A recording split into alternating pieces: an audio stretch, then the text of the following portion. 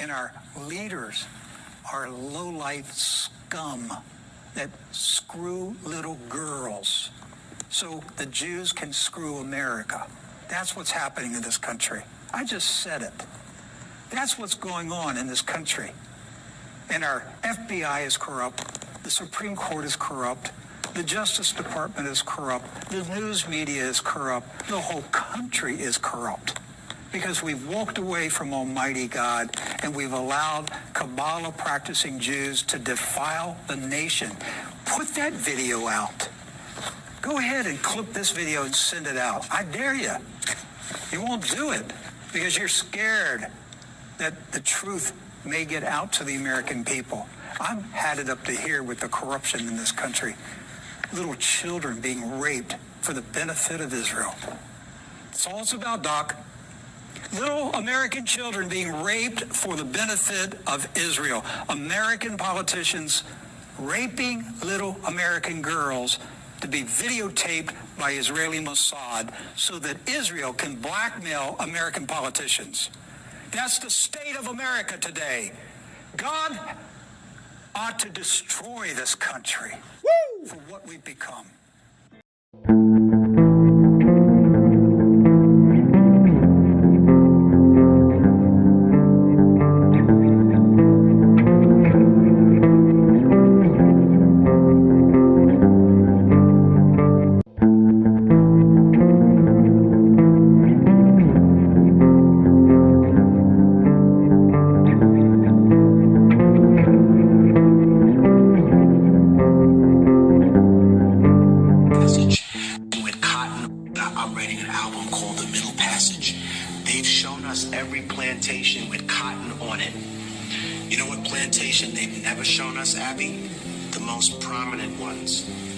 That were most profitable, the breeding plantations.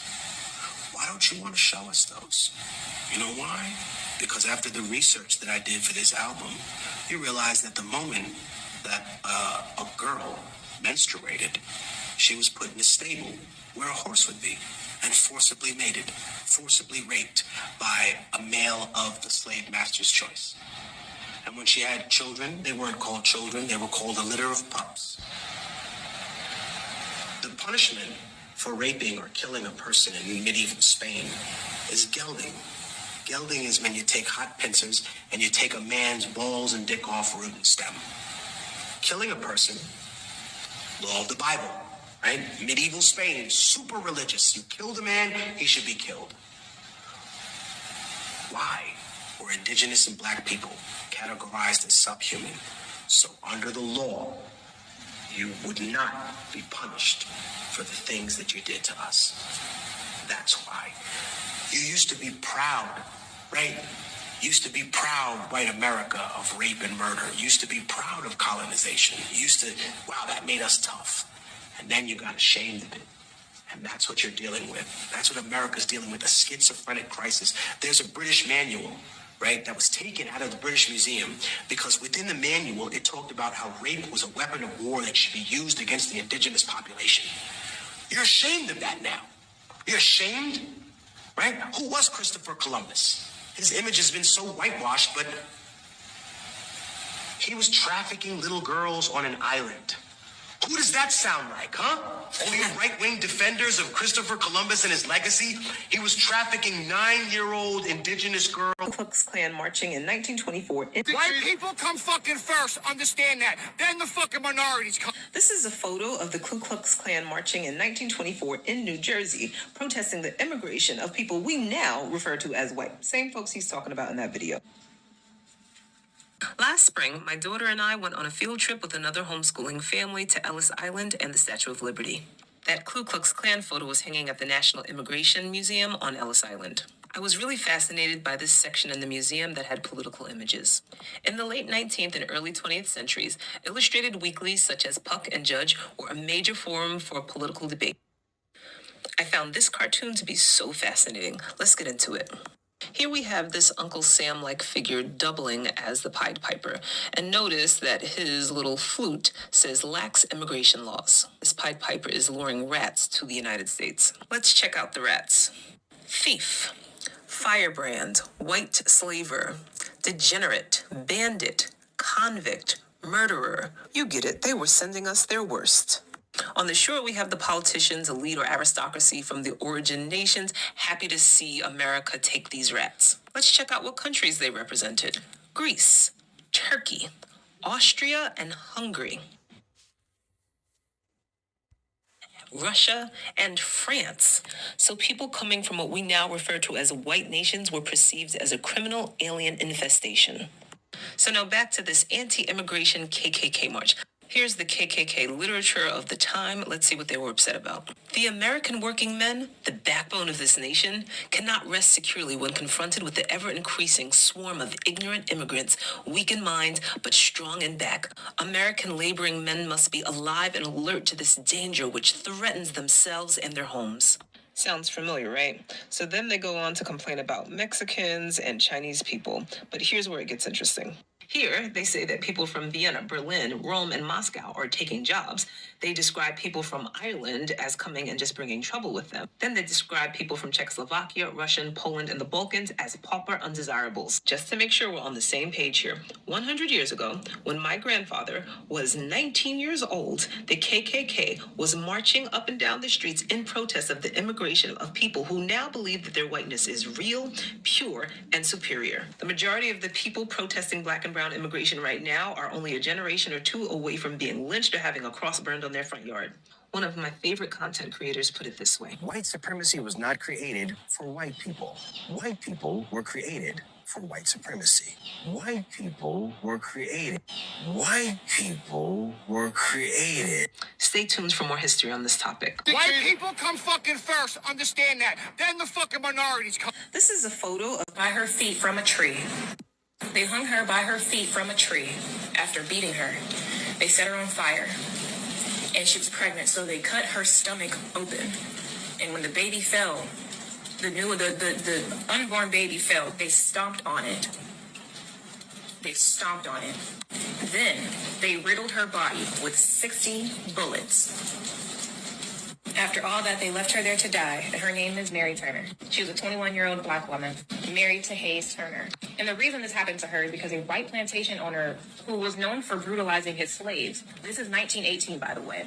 Slavery was supposed to be emancipated in 1865. But anyway, a white slave owner was killed by his enslaved African for being brutal.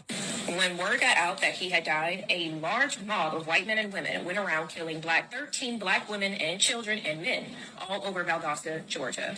Hayes Turner, who was Mary's husband, had nothing to do with the killing of Mr. Smith, but the mob lynched him anyway.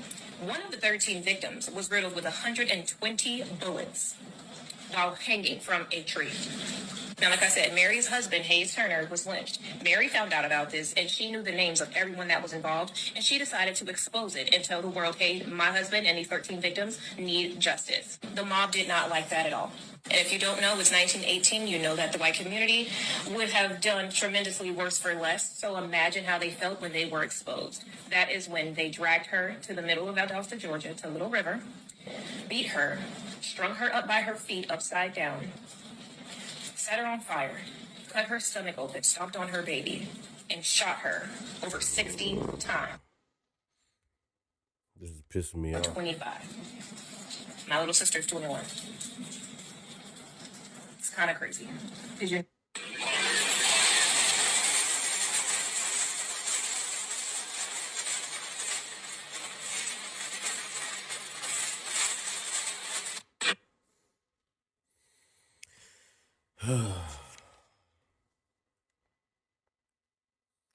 Giving all praise on and glory high Bashmi Oshai. We gotta get out of here, man. We gotta get out of here. Aren't you tired? Aren't you feeling some kind of way? Aren't you tired of this shit? Look at these doubles.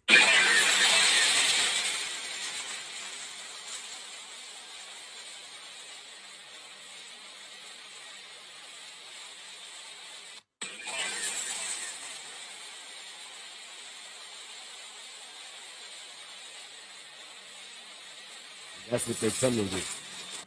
That's what they're coming with. An acorn fell on the damn car.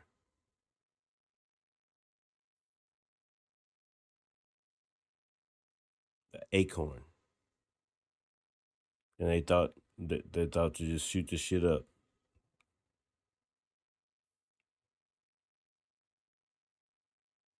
You see? From all directions. Jacob's trouble is coming. It's gonna be real hard for Jacob. Look at these devils, man.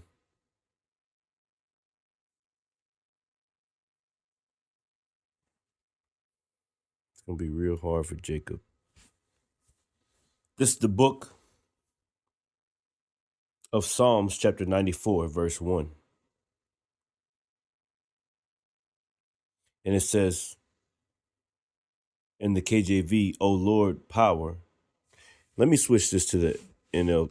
Hold up. Let me see. Let me see something real quick. I apologize. Yes. It says, O Lord, power, to whom vengeance belongeth.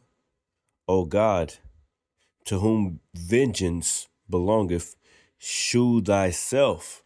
And that's what we hoping. We need the Lord to show himself, man.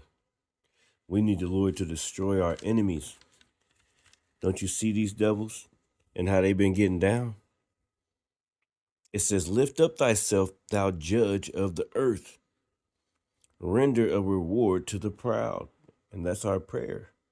It says, Lord, how long shall the wicked triumph? How long shall they utter and speak hard things? And all the workers of iniquity boast themselves. How long, O Lord? Verse 5, they break in pieces thy people, O Lord. And who's the Lord's people? You Negroes, Latinos, and Native Americans. You are the people of the Lord, right? They slay the widow and the stranger and murder the fatherless. Yeah, through their different laws, the different things that they pass. All right, through AI, through this internet, through everything, through the food, all right, that they push on them, through the different ads, through the internet, through everything. Yet they say the Lord shall not see, neither shall the God of Jacob regard it. Understand, ye brutish men among the people, and ye fools, when will you be wise? He that planteth the ear, shall he not hear? He that formed the eye, shall he not see? Right? He that planteth the ear, shall he not hear? He that formed the eye, shall he not see? He that chasteneth the heathen, shall he not correct? He that teacheth man knowledge, shall he not know? The Lord knoweth the thoughts of man, that they are vanity. Blessed is the man whom thou chastenest, O Lord, and teachest him out of thy law, that thou mayest give him rest, right? Rest from the days of adversity. We're storing up treasures in the heavens. All right. These devils are about to be destroyed. Esau, Edom will not continue, man. All right. For the Lord will not cast off his people. Going back to verse 13. That thou mayest give him rest. Yeah, we need that rest. We're not in rest right now. We're constantly, it's like you're dying to live. That's what I'll name this. Yeah. Dying to live under this man's society. The Lord said clearly, those that seek to save their life shall lose it, and those that lose their life shall gain it. So basically, you're dying to live, dying in this horrible flesh, this horrible sinful body, in this horrible sinful world, learning the difference between righteousness and unrighteousness, that thou mayest be a judge in the time to come, to judge your people. That's what the Lord is doing right now, man. Setting us in order before thine eyes. All right. Let me go back. It says, verse 13, that thou mayest give him rest from the days of adversity, until the pit be digged for the wicked. All right. Who's the wicked? Esau, Edom, so-called white man. All right. He's going to go down. It says, for the Lord will not cast off his people, neither will he forsake his inheritance. All these things that happen to us, all the buck breaking, all the hanging from trees, all these damn devils coming and killing us. The Sonya Massey situation. Remember the white man went in there? Hey, it was judgment from the Lord, though. But the Lord still wanted us to have that hatred in our minds. He still wanted us to have that. We wasn't supposed to get rid of that. Right? It says, for the Lord will not cast off his people, neither will he forsake his inheritance. But judgment shall return unto the righteous, unto righteousness. But judgment shall return unto righteousness. Right. And all the upright in heart shall follow it. Who shall rise up for me against the evildoers? And who shall stand up for me against the workers of iniquity? And who's raising their hands? The prophets, the brothers. I will, Lord, I'll do it. Right? Unless the Lord had been my help, my soul had almost dwelled in silence. That's right. The scriptures speak about how the angels of the Lord are compassed around them that fear him. All right. Let's go to that real quick. I think it's in Psalms 18 and where it's at.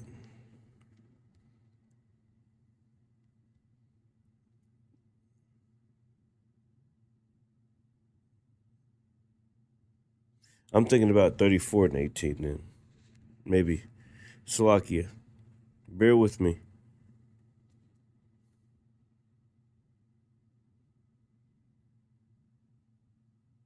No way. Let's look up at Psalms 34 and 18. It's 34. What do you call that? Some kind of shit that they call it when you get everything backwards. Hey, pray for the brother, man. All right. Psalms 34 and 17. Let me read that real quick. It says, the righteous cry and the Lord heareth and delivereth them out of all their troubles. Yeah, delivering you from the trouble of who? Esau, Edom. You damn devils, man. The righteous cry and the Lord heareth and delivereth them out of all their troubles. The Lord is nigh unto them that are of a broken heart, and saveth such as be of a contrite spirit. That's right, man. That's why they got mad at the Lord for sitting with sinners.